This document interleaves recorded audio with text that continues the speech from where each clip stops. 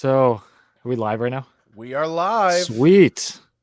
What's up, Josh? How's it going? It's been a Not. while. It's been a little bit. It's been a while since we did this, That's but true. it's you and I are like in constant contact. It seems these days because It I is think we're true. both doing everything we can not to have a fucking stroke every day, existing in Yeah. this space, right? Dude, I feel like I saw someone tweet this earlier. I feel like we just all got transported to some alternate universe where nothing makes sense at all. And the only people that know what's going on are the people that are forcing us to be in this alternate universe. And then everybody else just either doesn't care, isn't aware of it, or has no idea what to do about it. So like it's just complete insanity. And I just want it to end at this It's point. yeah, it's wild. I mean, and of course, like I'm still holding out hope here in Los Angeles that we're going to have Yeah. this recall election tomorrow and that somehow that's going to change. And while I was eating lunch and waiting for you to run your errand, we both both of our mornings ran a little askew. Like I did Sure. I just did the Red Pilled America podcast. People can check that out. I think it'll be a Nice. week from Friday that'll come out. But I did that, and then we ran a little long, so I was like, "Shit, I got to try to get lunch in." So I texted you, and you're like, "Cool, I got to run out and get new headphones because Yeah. mine broke." No, yeah, it's been I've been running all over the place today. It's nuts, dude. And But like while I was eating, I was about to say I'm watching Dave Rubin, and there's already all kinds of news reports about fraud in the California recall election. Like people are really, showing up in person to vote, and they're being told like, "Oh, you already voted." And the local like this isn't some like YouTube conspiracy theory. The right. local news covered this last night that as of yesterday, people were showing up to vote in this recall and they're being told that they already voted. And these aren't like people that are trying to commit fraud. These are like Well, 85-year-old women who are like, I so just showed up to vote for my Larry Elder. are they using the same domain or what is it, Dominion or Oh, whatever that I software have no was? idea. No, I think the news stayed away from that specifically about talking about who's I'm like sure. with Dominion Yeah, filing suits against everybody who's accused them of being in on the fraud. right. But Ruben was like he went in, it kept rejecting his ballot, and I guess he filmed all this and shared it on his live on locals yesterday. But Yeah. he basically was like, there's so many deterrents. Like he was even explaining to get to Larry Elder on the in-person voting, you have to go like 8 pages over to get to Yeah. Larry Elder as an option to vote. And it's just like, dude, there's Oh, I'm I sure mean, that's it took everything in my power to not tweet. And believe you me, after the last 10 days I've had, yeah, I have you've been all literally over. You, yeah, but my Twitter fingers are like trigger fingers, and I'm like a guy who's been in the desert, just focused in on Al Qaeda through my scope for way too long, yeah. where I'm just like itchy every day now, and I'm just like, let me shoot something. But I took everything in my power not to tweet. Like, at what point are we gonna realize that this ain't gonna change democratically?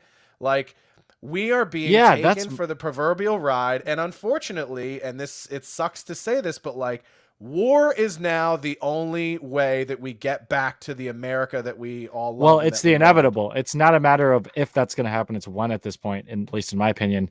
And like that because at one side I'm like, yeah, I'm glad for Larry Elder and they're getting people out there to go try and vote, but then people are showing up at the voting box just proving the same old bullshit where they're just going to cheat. Like you can get out there and vote, you can do your part as like a citizen of wherever you're at, and I guess California in this sense, they're just going to cheat.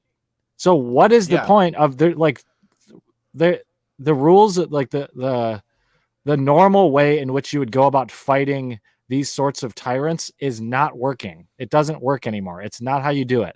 Like yeah. there's something else that has to be done other than just the normal diplomacy that is involved with going to a ballot box and casting your like it doesn't matter if they're going to cheat.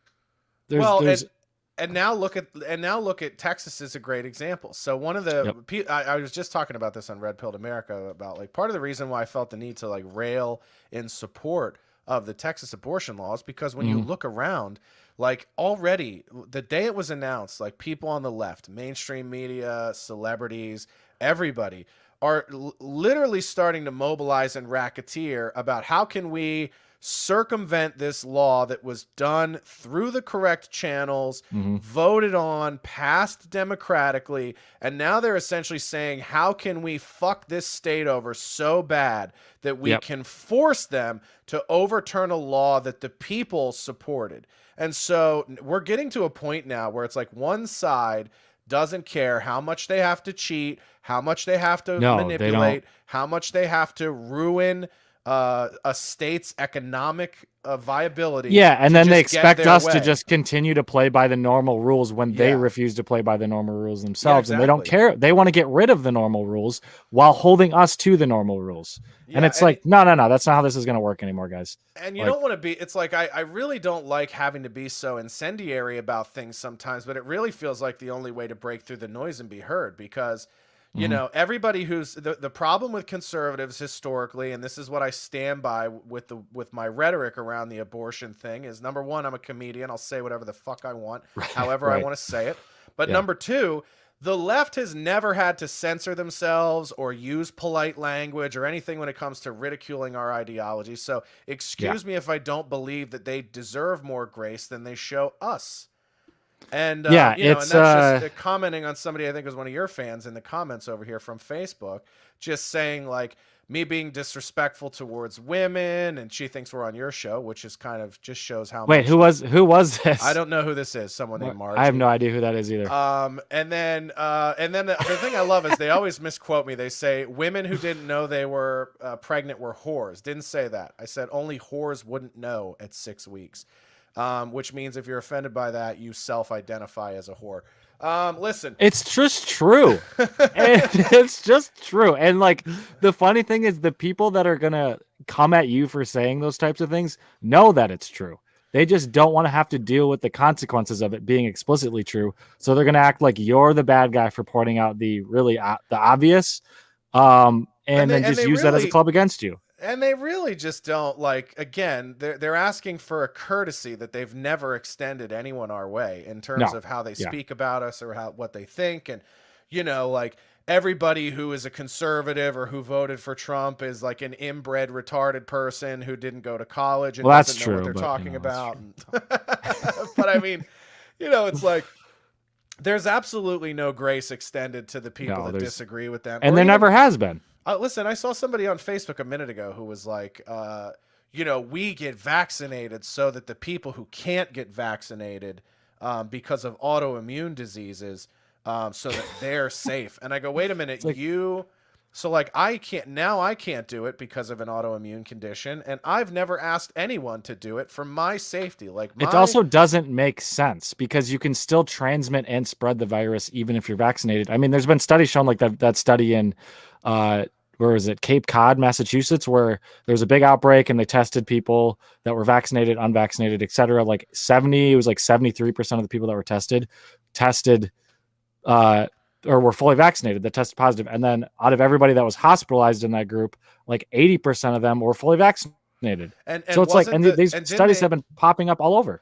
Wasn't that the one where they showed too that the viral load between the vaccinated and unvaccinated were completely the same? Was that the Cape Cod I think that was the same one. I think so.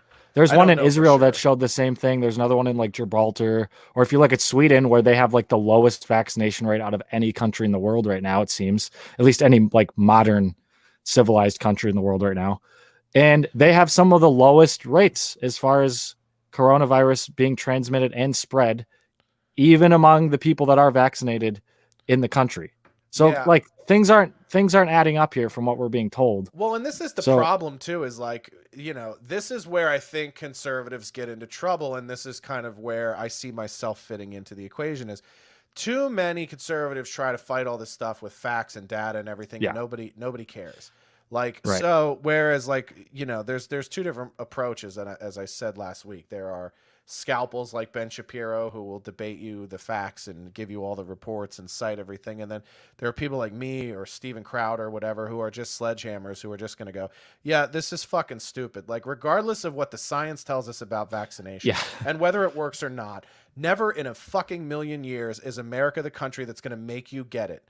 And that is an undisputable truth about what this Mhm. country was supposed to be. And so, excuse me if I've left a little bit of the formality or a little bit of the diplomatic nature of speaking, if I've just completely foregone that because it doesn't work anymore. Well, these Like, people don't care about like, I mean, you look at most of the progressive left today, like these are the ones that are perpetuating everything insane that I can think of right now that we're, you know, partaking in as a society, whether it's like the vaccine mandates, whether it's critical theory and Marxist doctrine being spewed on 5-year-olds. What, like, you go down the list. These are people that, by their own admission, don't care about they don't care about diplomacy. They don't care about ideas. They don't care about debating in like the realm of civil discussion. They don't care about any of that. They don't believe in letting the other side speak. So why are we trying to debate them? They don't want to hear yes, it in the first place. that's a good point. And you And know, what's interesting is like you and I first became friends via social media, like right as you were right, starting your sort of journey as a podcaster.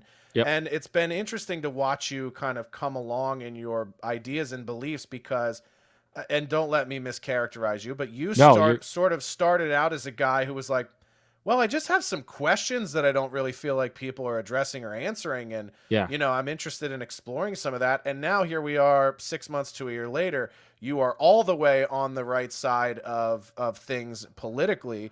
And I want to ask, like, what throughout that last, you know, timeline since we first started right. talking and you started the Gulag podcast, um, like what are some of the things that you feel like pushed you more in that direction, because you genuinely So were sort of like a new inquisitor when we met, and right, now it's almost like you've researched yeah, so it much was and now you more come out on the other end. right. So the more I read, the more I get pushed to the right. Is kind of how it's gone.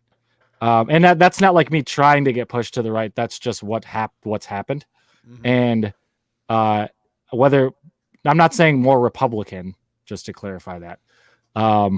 But I think like my family's very conservative. A lot of my extended family is, I have a lot of military extended family, so they've always been more on the freedom loving side of things, whether that's libertarian or conservative or whatever, you know. So I haven't had a lot of I guess you could say leftist influence in my life, which I'm honestly thankful for, because I mean, especially now, the more I learn, the more I'm like, okay, yeah. Like, because when I was younger, obviously I was more like rebellious and like, oh, what about these ideas or what about the like, and I would try to push the boundaries in different ways. Hmm. Um, but I think now the more I read and the more I actually read to try to understand something instead of just try to win an argument, it's like, oh, okay. So what we're being told and what I've been hearing over because like in 2016, I did not like Trump. I thought he was terrible. I believed a lot of the stuff the media said about him, um, whatever that is. And then the more I read and the more I started paying attention, it was like, oh, so why did they just lie to me about that? And that was very easily misproven by me, someone that lives in Wisconsin in the middle of nowhere, basically, with a laptop. I can disprove the lie that CNN just told me. So why did CNN tell me this? Why did they get this so wrong? And then I just started going more and more and more down that rabbit trail and realizing, oh, they're lying about a lot of stuff. And then I started to try to investigate why they're lying about it, what kind of ideas they're trying to promote as a result of lying about it. And it's just led me more and more away from the mainstream, I guess, blue pill, uh, inside the matrix type thinking, which a lot of people are stuck in. So so the reason I did this podcast, so the reason I started this was like, I just want to try to not convince people, but try to encourage people to disconnect from all the bullshit that's been happening, and start to investigate for themselves, because you'll find a lot of shit that you're being told is a lie, and pretty deliberately so, and they have pretty sinister reasons for lying. Well, And yeah, I mean, and you look at some of these things, and it's just like it's sort of, to me, the illuminating thing is when you look at how much effort is put into totally obliterating an opposing narrative. And I mean, yep, listen, you can dislike the rhetoric of how I talked about being in support of the heartbeat bill in Texas about 10 right, days ago, but it's pretty obvious when you look at how mobilized the internet became at silencing a supporting voice of that bill. how one-sided they want the narrative to be. And I'm coming to realize that, as much as everyone loves to quote guys like Carlin, who are very much of their time, Mhm. and everyone in comedy particularly always talks about like, oh, who's going to be the next Carlin? Is it Right. Chappelle? Is it Chris Rock? I mean, is it the new guys like Schultz or Tim Dillon? And or is it Joe Rogan? A lot of people pontificate that, but it's become so evident to me that the last thing that anyone wants is for the next George Carlin to be a conservative or someone who is anti-mainstream narrative or anti-government, which Mhm. Carlin was throughout the entirety of his career. So, Right. it's just amazing to me how, in a time where I think every creative person or smart person looks around and goes, man, we really want people that speak truth to power. Everyone now has that caveat of, unless I disagree with it, unless it's an uncomfortable truth, or unless it's a truth that goes against my beliefs, then I want to silence it and I want to shut it down and I want to do everything I can to destroy anyone espousing it. It's just a really maliciously It's very motivated. mental. And I used to have this idea. So I guess I kind of still had this idea right when I started.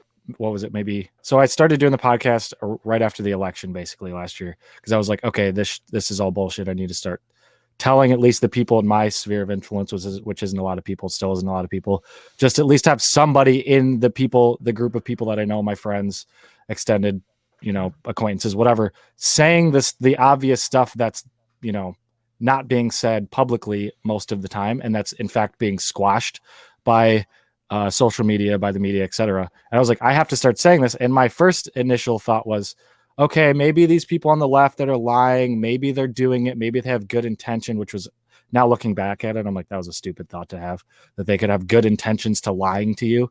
But this is kind of what I thought. And I was like, the more I thought about it and the more I started to investigate, I was like, these people don't have good intentions. The stuff that they're lying about is stuff that we should probably know, that we should probably know about, and that we should probably take at least some action in setting right. And the reason they're lying to us about it is because if everyone was told the truth, they wouldn't be able to get away with any of the stuff they're doing. They wouldn't be able to manipulate most people. I mean, obviously, there's still going to be the idiots out there, but most people are generally, I believe, common sense individuals who just have been led astray by people that they believe are trustworthy. So it's about demolishing the level of trust that these people have. And this is the kind of thing that I'm in some way trying to do. Uh, and the thing that's really motivated me to do that is realizing these people have sinister motive. They're purposely destroying things. They're not just dumb. Like people like, well, I was going to say Joe Biden's not just dumb, but he probably is just dumb. Well, I think he's just. I think the he's just old. He's just senile. Yeah, Yeah, but like the people he's telling lost him it. what to do, the people telling Grandpa Earpiece what to do, they're bad people. They want to destroy you. They want to box you out as a normal, free thinking human being who just wants to be left alone. They want And to I'm sure. box you like, And I'm sure a lot of people ask, like, so what is the end game? I mean, in all your research and everything you've watched or yeah, listened to, I mean, like, here's the one thing I always have a hard time arriving at is like, okay, let's assume that the people on the left want to institute socialism. They want to institute all these things. They want to basically tear down the way we've done America for the last 200 plus years. I mhm, mean, what is their goal in the long run? Like, what right. kind of nation are they trying to So build? I've tried to think about this. So like, I still don't necessarily have a good answer for that.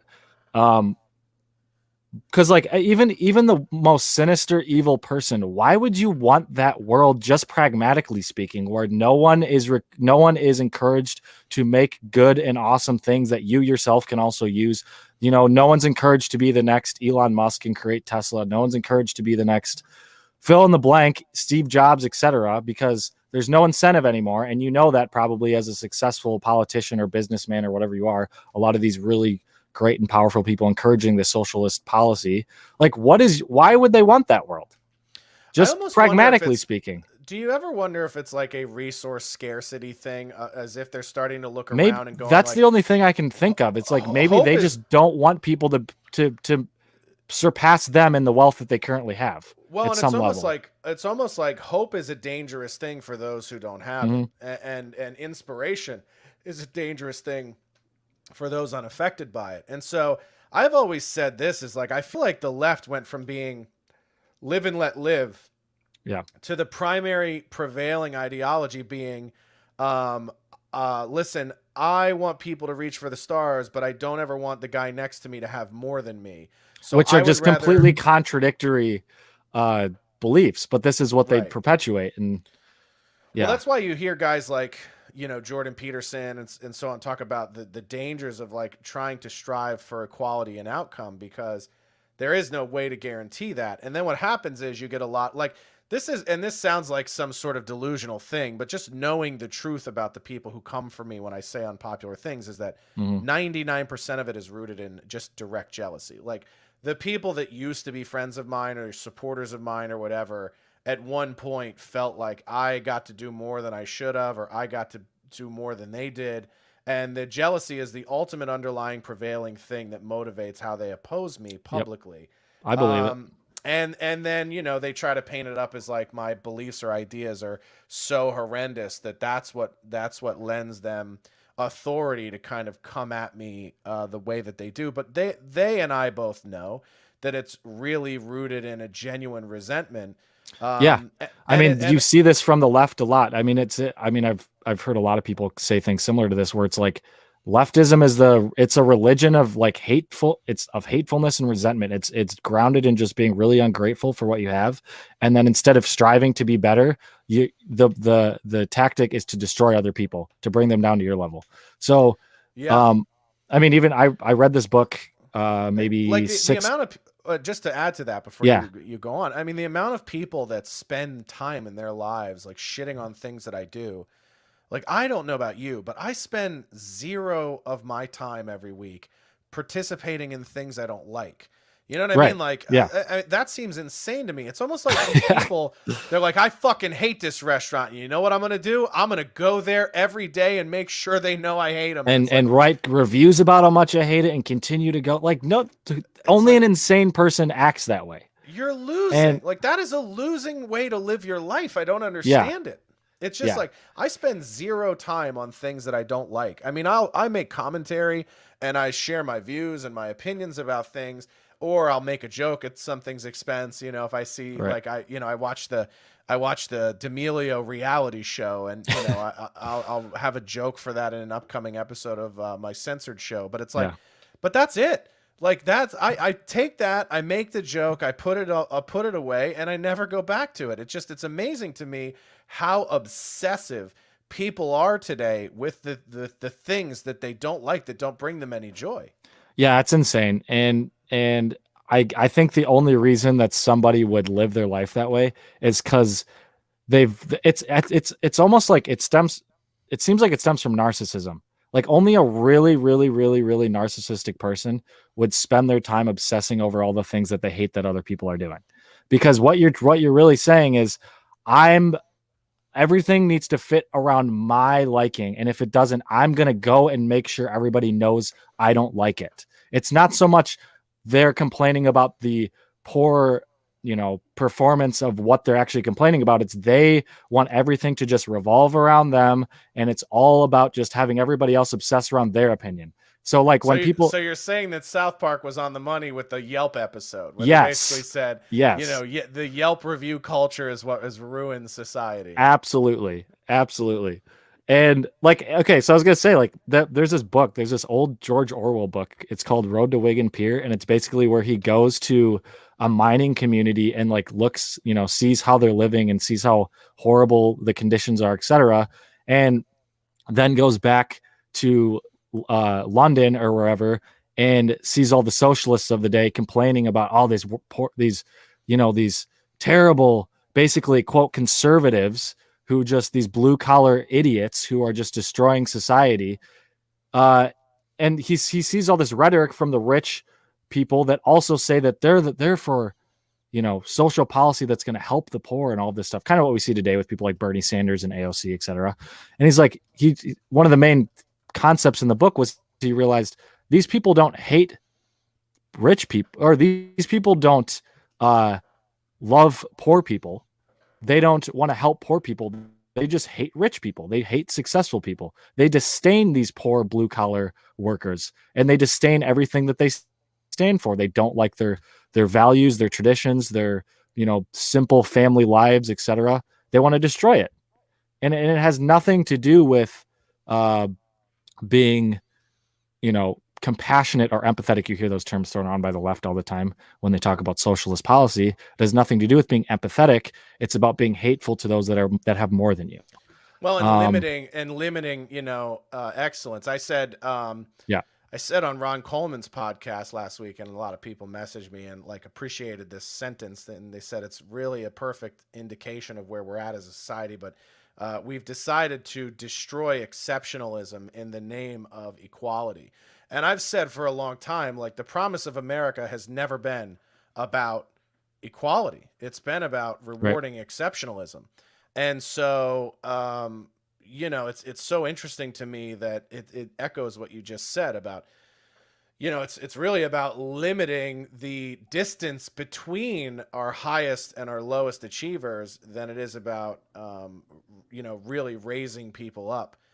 And so it's kind of wild. Exactly.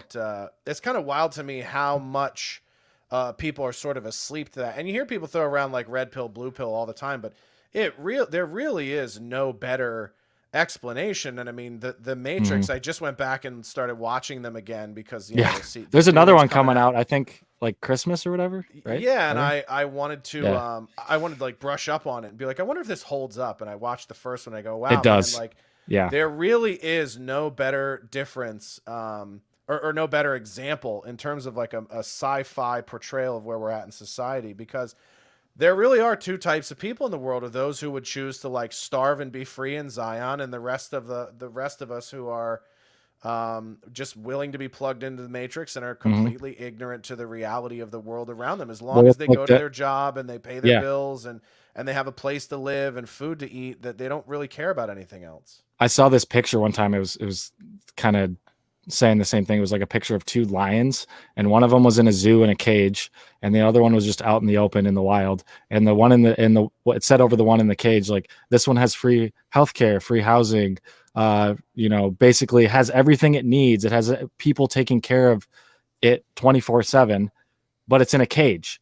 This one has no free healthcare, isn't guaranteed another day, has no one taking care of it, but is as free as you could possibly get. Which one would you rather be? And which one is going to lead you to actually having a better life? And if you ask, it's an obvious answer. I mean, in principle, it's an obvious answer, but the people that are choosing the cage will never admit to it. Right. Yeah. They think they paint you and I. They don't even realize they're in a cage. Well, I don't even think it's that. I don't even think it's that. I mean, they think that the lion that's free outside is on meth. That's what they think. I mean, they think we're all crazy, right? Right. So the harsh reality is the world we live in is that the lion in the cage thinks that the lion outside of the cage is only out of there because he's lost his fucking mind and he doesn't know how to cope with society, and he's fringe, right? And so in their mind, well, that lion must have done something to get ostracized from the zoo. He must have been jerking off to lion cubs, or, he must have equated to some kind of bad behavior. Yeah, he tweeted the wrong thing on lion Twitter with his little paws. And now, of course he doesn't belong in society. So that's the thing, is they don't see people like us as free. They see people like us as mentally ill.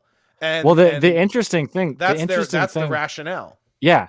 And the interesting thing about that is it's the reality of the situation is actually the opposite, because in order to be free, you have to be somewhat controlled and moral and civil. And otherwise you're not going to be able to handle freedom. If in order to be a slave, you don't have to be anything. You can be the worst piece of shit on meth and be in a cage all your life. Who cares? You're in a cage. Yeah. So and this is another thing, I think, why our society is declining and giving up freedom so fast is because we're not a society that values civility anymore. We don't care about diplomacy anymore. We don't care about being a good person to yourself and to the people around you. It's just all about you. It's all about this toxic, love yourself more than anybody, whatever narcissistic phrases or verbiage you want to throw in there that the left often uses to, convince them that they're somehow morally superior. Ironically, it's destructive, and it's going to lead to a society where a government has to start clamping down on you because you don't know how to control yourself, because you can't actually function outside of a cage. Yeah. And this is what's happening. It's crazy. It's not good. I know, and it's just one of those things of and listen, you know, the people who vehemently opposed me on the abortion subject about 10 days ago. Yeah. You know, oh, hold on, I'll share this thing. Vicky says it's a self-absorbed generation. Yeah, I agree. I think that's a big part of it. A lot of people that oppose me that I couldn't disagree with in line of Vicky's comment is, well, how could you want to bring a child into this world now? And I go, yeah, listen, we don't disagree on that. I think we disagree on how to prevent bringing children into the world. But I don't disagree that this is a world you should look around and go, man, maybe this isn't the place for me to have children in because it's a fucked up place. And that's definitely, that's a factor for me as to why I don't want children. But the difference is, you know, I'm not going to murder a bunch of them because I'm too fucking careless to. Right. And they talk about it like it's they talk about it like it's reproductive rights. It's like, okay, once you've already gone through conception, once you're past that stage, you've already reproduced something. The talk about whether or not you should reproduce, that conversation's over because you've already reproduced. You're past that point. Yeah. So when they talk about that, like, oh, how could you want to bring in, you know, a child into this fucked up world? You're going to force women to go through this stage. It's like, we're not arguing that that's not a valid point. We're arguing of at what point should you consider that point. It's not once you've already reproduced the child. Yeah, exactly. Once you've made another person with their own DNA sequence, like you're a little late. That ship has sailed, right? Like, it's amazing to me. Like, it seems like such a morally consistent position. And, you know, a lot of people have attacked me and been like, you know, well, this is the problem with organized religion. Like, my position is not a religious one at all. My position is that of somebody who grew up being very pro-choice in theory, because I believed all the stuff about controlling women's bodies and everything that they sell us. And then you start to look at like the hard data. And I guess the first thing that really kind of started to chat my ass is just watching how celebratory women are about abortion now. And I was like, yeah, it's pretty sick. The ones I've been privy to, you know, that in situations where I was in a relationship and a woman got an abortion, in both circumstances, I wasn't party to the decision or the process. They made it without me. And, you know, those were pretty tough, devastating things for those women to go through. You know, and which is kind of weird that they wouldn't want a partner or somebody to kind of go along for the ride and like help shoulder some of the burden of that. But they weren't getting t-shirts made up of going, you know, I've got my 7 and my 8th one's free, you know, with their pro-abortion. That one lady that got like 21 abortions. Did you see that? She's like, a serial killer. I saw her face and I was like, listen, are you robbing the sperm bank? Because I don't believe anyone's fucked you 21 times. Yeah, she was not attractive. And this is what's amazing is nobody wanted to challenge or defeat my point of view on the merits or even the position I'm holding, which is that maybe when 95% of abortions are, I don't have the money or I'm not ready, then I believe that we're allowing for a death when we should be holding people accountable for the decision to not prevent preventable pregnancies in the first place. Yep. I had this debate with a friend from school. Like, this was right during when that was going on. They like DM'd me. First part of the conversation was like, okay, it was pretty civil. It was just, I mean, we were disagreeing, but it was civil. And then I brought up this point because she was talking about what about rape and incest? What about this and that? Like those arguments.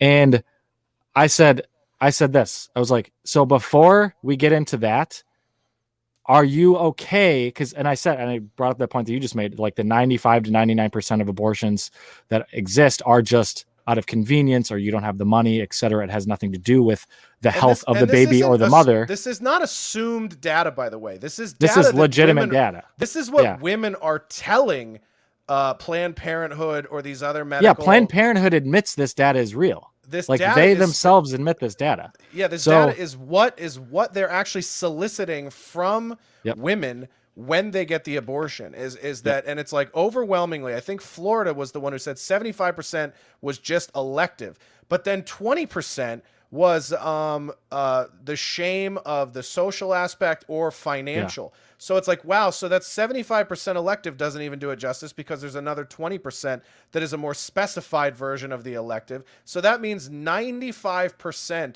of the roughly million abortions in this country every year. And keep in mind, that number is going down. It's gone down every year for like the last 15 or 20 years. But what's driving that? What I would like to think is driving that is the acceptance of personal responsibility and the higher rate usage of contraception. But when when you look at the data that 95% is still elective, we're obviously not getting the results we want with the lenient legislation we have. And so that's a time in a society where you have to go as a lawmaker. How do we create laws that encourage better behavior? That's what the heartbeat bill is to me. It's like, listen, exactly. It's encouraging you to make the decision of like what we were talking about before the production happens of another human being. That's it. That's all that's all we're trying to encourage. And that's somehow a radical opinion. This is the only situation in our society where it is legal to end a life, right? Like, this is another person's life. Let me rephrase. This is the only elective murder allowed in our society. And people go, oh, well, it's not a baby yet, or when do you think it's a baby? I'm never going to argue that, because it's a fucking stupid thing to argue in the eyes of the law. The bottom line is, without intervention, that is a human life. And so if you are making an elected decision to end it, whether you think that is right or not, that is the only inconsistency in the American law that allows us to stop life where it is. Well, if you draw the line anywhere other than conception, you can also draw that same line with somebody outside of the womb. So, like, the conception line is the most valid scientific line that we can draw, that makes the most sense as far as actually preserving what a life is and defining scientifically what a life actually is. If you draw it at, whether it's sentient, whether you can draw, there's so many different lines that they try to draw. Well, that's never been a winning defense in any murder in the history of any trial ever. It never has. Your Honor, I took that man's life because I didn't think he was really doing anything with it, and a jury has never been like, you know what, you make a good point. Yep. I decided that person's life really was of no value or use to me, so I made the elective decision to end the course of their life. I mean, that's a crime. I mean, think about how many mentally or physically disabled people there are in the world that are damn near just as dependent on their caregiver as an unborn child is to its mother. Like, can we just murder them now? Just because of their dependency level, or because of their age, or because of their size, or because of their viability. Viability is a moving target. Everything else is a moving target besides conception.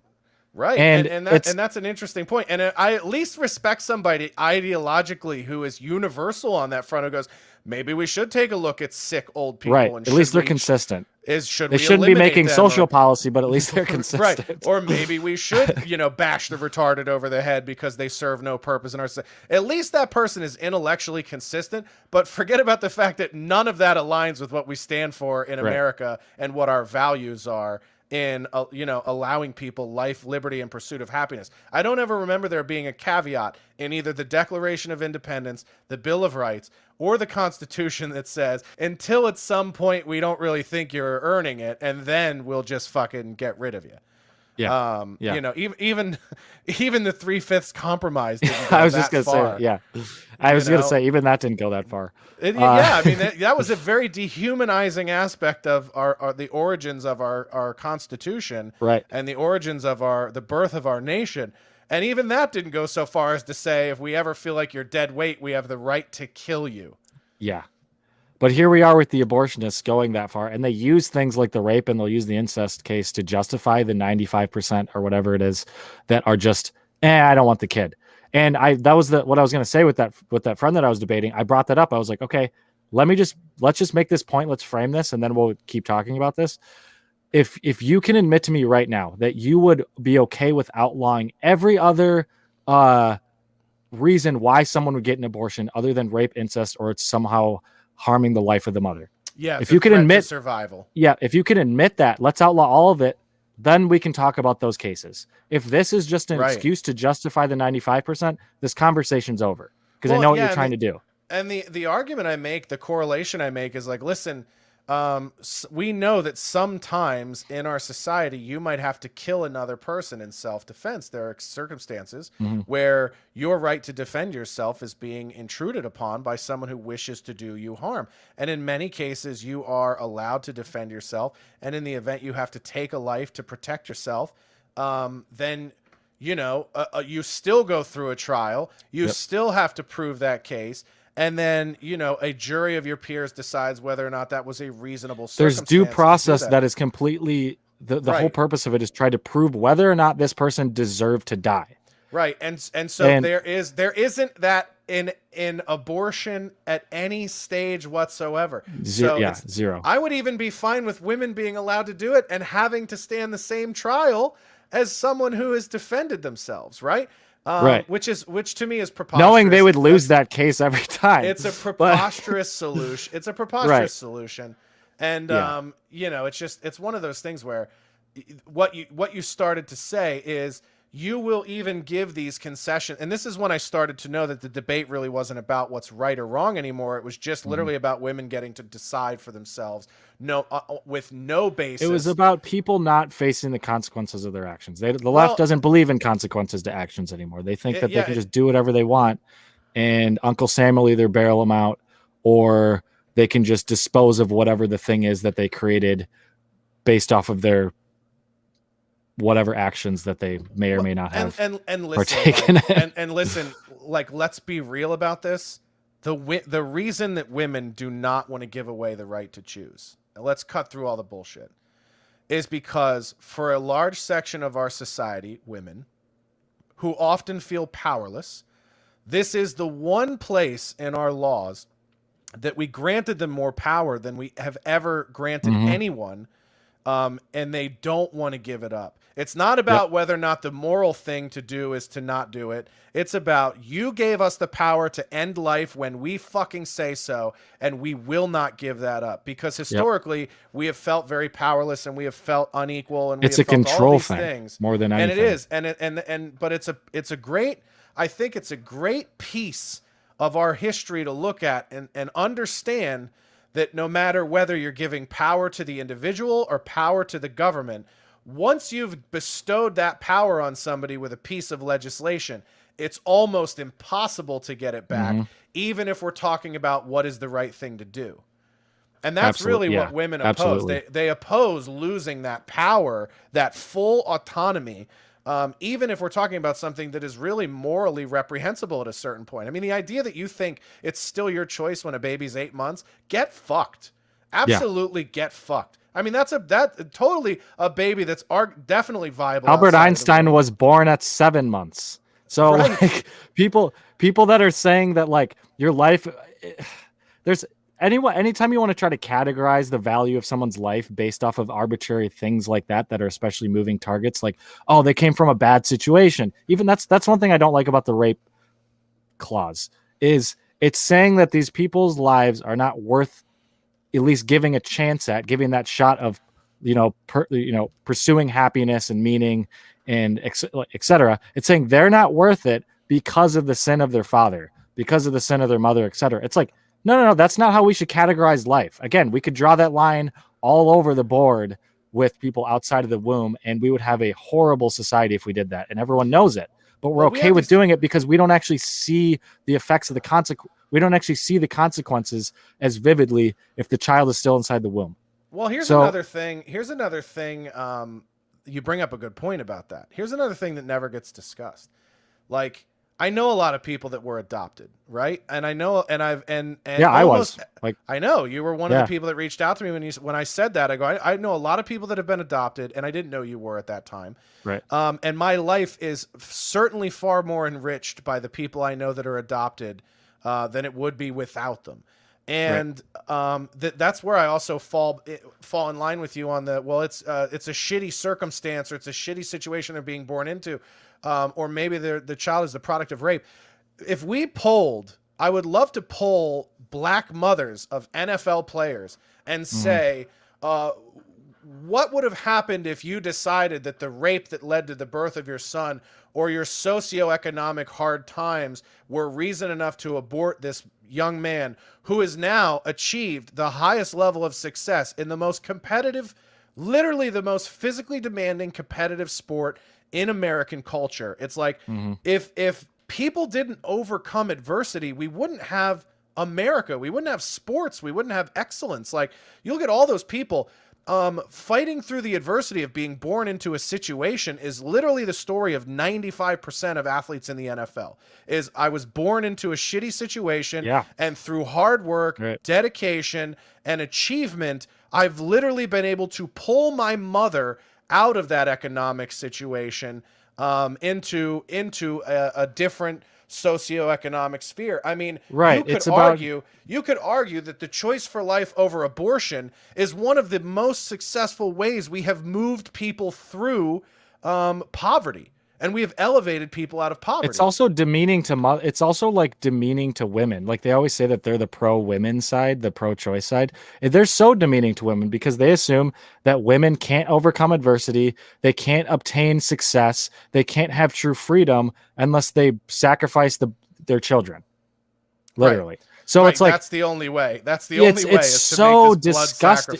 Yeah, it's so disgusting and demeaning to like all women, birthing people. I'm sorry to be not sensitive, but yeah, you're right. And the NFL, like all these athletes and people that have come from horrible circumstances, which I guarantee you is most of these people at some level.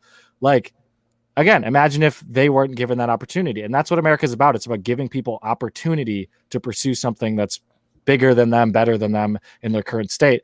And abortion is directly robbing people of that opportunity. It's the most anti-American thing I can think of. Yeah, and that's I love how you said that. It's the most anti-American thing you can think of, and that is my position on it. My position on it is not religious. My position on it is an American position. I think it is. I think it spits in the face of what it means to overcome difficulty and become something great in this country. And again, it completely contradicts the morality we uphold in every other law around taking life or intervening in someone's life. Yeah. So I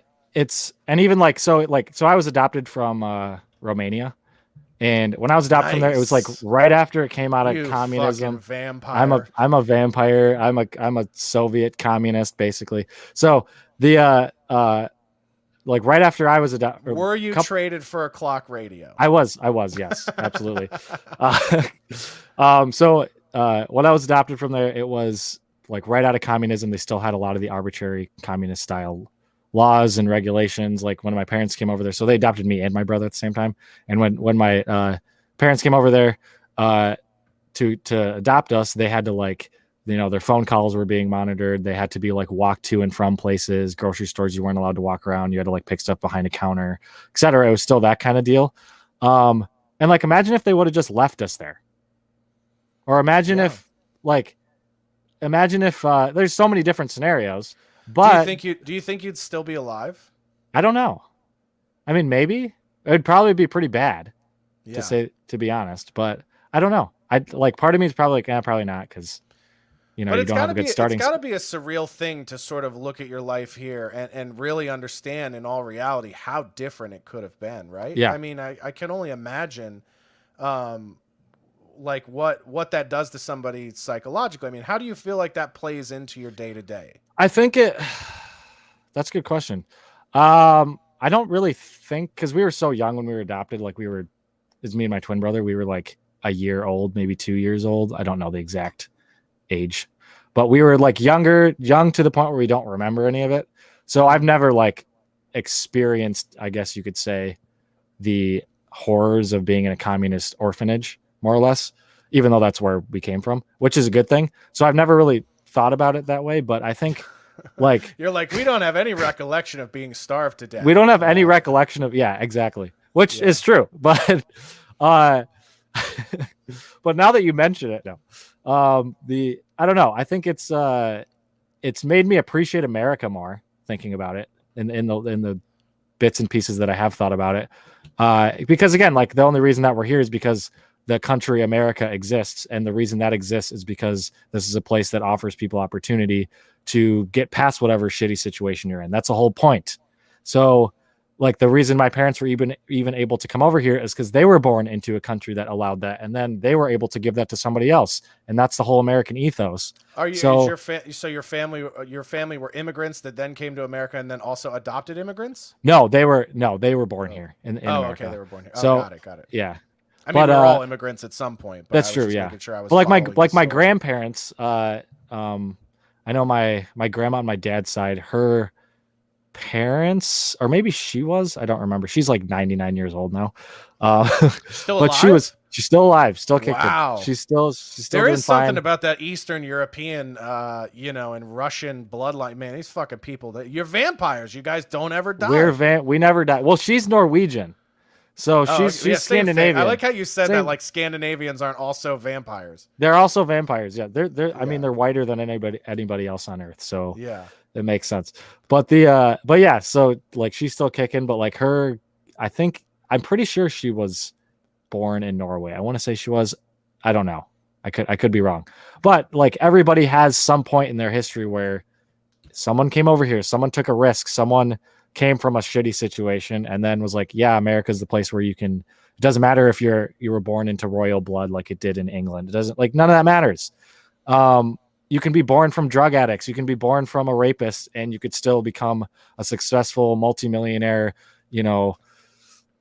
NFL player or whatever you want to be. I mean, Marcus Lemonis is a great example. He did a really moving piece about his adoption. He didn't even know he was Syrian until he went back and traced his roots. Really? And then found out that he was Syrian born, and then he was adopted out of I think a neighboring country in the Middle East. So I don't know if he was adopted out of Saudi Arabia or Turkey or something, right. But he didn't know he was actually Syrian until he had gone back and traced his roots. But here's somebody who, like yourself, born in a third world, part of the planet, and just through happenstance has and coincidence or God, whatever you want to attribute it to, has ended up being not only in America but one of the most successful Americans, a multi-billionaire entrepreneur who is now spending a lot of his time and money trying to pay it forward and doing a lot of good in society. And that's what I think is funny, is that so many of these people that like espouse these horrendous views are not the people that are giving so much of themselves. They're doing nothing. Yeah. Back to the world they claim to care about. Yeah. And this is the thing that frustrates me probably more than anything with the modern left. And you even see this with like some hard-nosed Republicans in some ways. Mostly the left is I guess, especially for what we're talking about right now, is this idea of they're going to act like they're somehow the moral arbiters of our society when they're the ones that are not only promoting but personally enacting in the most vile and un-American things that you can think of, like abortion, where you're robbing people of the most American idea that exists, where you can come from a shitty situation and make something great, which is what America is in its origin and what it still is, I believe. And but yeah, they're the ones that are the compassionate, empathetic, loving, ones that care about justice and peace and solving world problems and etc. They can go on and on and on and on with all this beautiful sounding language that's going to make them sound like they're morally superior. But then the most simple concepts of like, hey, maybe we shouldn't kill this child because maybe this child is worth more than the bad situation they came from. Maybe this child... Then they're like, you're a racist, you're a bigot, you're a terrible, like, what is happening? As I said, when everything was kind of coming at me last week, one of the most obnoxious parts was the idea that women felt the need to share their individual story, and like their individual story was going to be the thing to corrupt my moral position on the idea. And right. It's like truth is subjective to these people. I mean, again, just showcasing how people that are liberal generally have such an overblown sense of self-importance that even women who logged in and saw that 2,000 other women had already told me their story, logged in and saw that and thought my story is going to be the one to change his mind.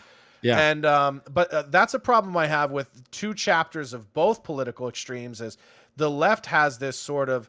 There are people on the left that have this sort of condescending, overblown sense of self-importance where they think like, well, the only reason you think what you think is because I haven't weighed in yet, right? You mentioned this earlier.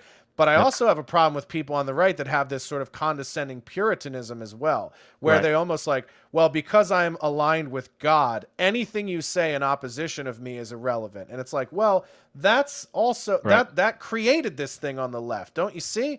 That sort of puritanical agree with me or be shunned is what created this this awful fucking like this lie of individualism on the left, where they think we're going to be alone, and then we're going to be sort of collective in that, and then we're also going to create policy around it, and then it's really just going to created be about more tribalism in so many ways, which has polarized people. And the more you polarize people, the more, especially when you polarize people away from some sort of objective interpretation of the world, which is what postmodernism does, which is where a lot of these leftist ideas stem from, at least today. You're polarizing people into believing nothing. And when you polarize people into believing nothing, there's a certain part in which it's easy Mike to. Gamera says this chat is a graveyard of aborted messages. Yep, very true. Oh, that's funny. Like when you polarize people into believing nothing, into a worldview where truth is just completely subjective and you're the center of the universe, etc., they're going to believe anything, and they're going to believe some really horrible, atrocious things that are going to lead to them doing really bad things. And this is what you see with the left. You just see this over and over and over again. That's why people get pushed into these radical movements like Antifa, like BLM, like the radical abortion movement, like what we're talking about. It's all just people being just boxed out into these crazy, I don't even know what to call them, cults. Yeah, they very much are cult-like. And that's part of that is like what you're saying. It's because of that puritanic sort of let's box everybody out who doesn't agree with everything we say idea, and it forces people into these movements because at least they feel accepted, even if what they're doing is terrible, and even if they know what they're doing is terrible. Yeah, both sides are pro burning witches at the stake, which is a problem. Right. Yeah. And speaking of cults, this is a great time for us to end the regular portion of the show. Yeah. Time for me to plug my cult. Listen, I appreciate everybody tuning in to the podcast. Jenkum is available anywhere that you listen to podcasts. You can get it on Spotify, Apple Podcast. You can find it anywhere podcasts are played. You can get it on Deezer, whatever the fuck that is. I have no idea. If you're listening on Deezer, you're a psychopath. Just going to put that out there probably. Yeah, if you're listening on Deezer, thank you for choosing us as the soundtrack to building your bombs. Yeah. So I appreciate Absolutely. that. But as always, tell people if you want to listen to this podcast ad-free and in its entirety, follow me on Locals. You can go to joshdenny.locals.com. Here's the link where you can get full episodes of the Jenkum podcast ad-free, unedited, as well as you can also get the bonus portion of the show, which we're about to do, called Talking Shit, where I will run Mike through a series of shit-related questions, both literal and figuratively. So if you've been watching Mike talk for the last hour and thought, I got to know about this guy's asshole, we are about to rain shit. We're about to know. Joy. You're about to know about that. You're about to get all up in it. Great. If you've been watching this dude and been like, I want to get up in his holes, then it's probably a natural response. It is a natural. For an hour. I get it. So, it's, it makes total sense. You guys can check that out over on Locals. It's only $10 a month. You get access to all of my podcasts ad-free in totality. You also get the talking shit portion of this show included, as well as some other paywall content, random stuff I throw up. And pretty soon on Locals, there will be live video streaming. So the show will live stream on Locals. You'll have an Apple TV app where you can watch it on your television and not have to sit at your computer like a psychopath. Mike, before we get out of here and go into the bonus portion, you want to plug your stuff? Sure. So I have a podcast called The Gulag. It's on all major platforms as well: Spotify, Apple Podcasts, Google Podcasts. Again, if you use anything other than Spotify or Apple Podcasts, you're probably a psychopath. But thanks for listening. So actually, my username is Mik Olson Gulag. So MIKOLSON, my name right there. Why and then would Gulag. you put at the Gulag? I messed. So that was my like. It's like you can't. That was a mistake. I forgot to change it. So I was logged in, and forgot to change it. But maybe sorry, if you guys, put a for little bit leading more you time astray. into promoting things I properly probably instead of having a should. light up microphone, Mike. Hey, this thing works pretty good. So Yeah, no, I bet it kills mosquitoes as they it fly does. It's towards your actually mouth as this is well. actually bug repellent. What a fucking Wisconsin mic to have, by the way. It really is. Right, but yeah, guys. the Gulag Pod. So go check that out. All right, cool. And then everybody tune into Locals for the after show. And all this will be up in the next probably in the next 24 hours. You'll be able to go over there and check it out. In the meantime, go over to joshdennylocals.com. You can use promo code Jenkum. You can use promo code Denny. You can use I've used the promo code for everything censored. You can use any of those promo codes to get your first month free.